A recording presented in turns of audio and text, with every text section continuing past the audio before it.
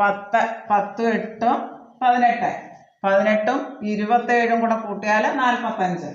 ഇനി 45 109 45 പോകെ എത്ര 64 കൂടെ കൂട്ടിയാലാണ് അടുത്ത 180 വരിക. ഇനി ഇവിടെ 8 കൂടി ഇവിടെ 27 കൂടി 64 കൂടി. ഈ സംഖ്യകളുടെ പ്രത്യേകത എന്തോ, ഇത് 2ന്റെ ക്യൂബാണ്, ഇത് 3ന്റെ ക്യൂബാണ്, ഇത് 4ന്റെ ക്യൂബാണ്. ഇനി അടുത്ത 5ന്റെ ക്യൂബാണ് കൂടേണ്ടത്. അതായത് 5ന്റെ ക്യൂബ് എന്ന് പറഞ്ഞാൽ 109ഉം 125ഉം കൂടെ കൂടണം.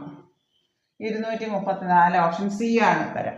ഇവിടെ 8 കൂടി 27 കൂടി 64 കൂടി 10 8 18 18 27 45 45 64 109. അപ്പൊ ഇനി അടുത്ത കൂടേണ്ട ഇവിടെ 2 ക്യൂബ്, ഇവിടെ 3 ക്യൂബ്, ഇവിടെ 4 ക്യൂബ്, അടുത്ത 5 ക്യൂബ് കൂടണം. 109ന്റെ കൂടെ 5 ക്യൂബ് കൂടുക. 109 പ്ലസ് 125 234. ഓപ്ഷൻ സി ആണ് ഉത്തരം.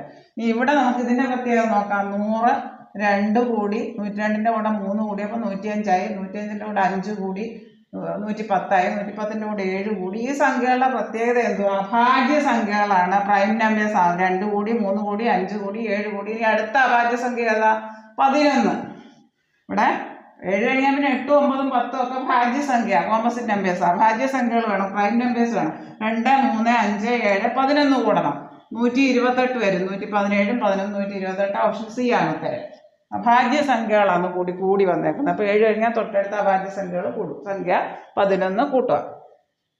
11ഉം 117ഉം കൂടെ കൂട്ടിയാൽ 128.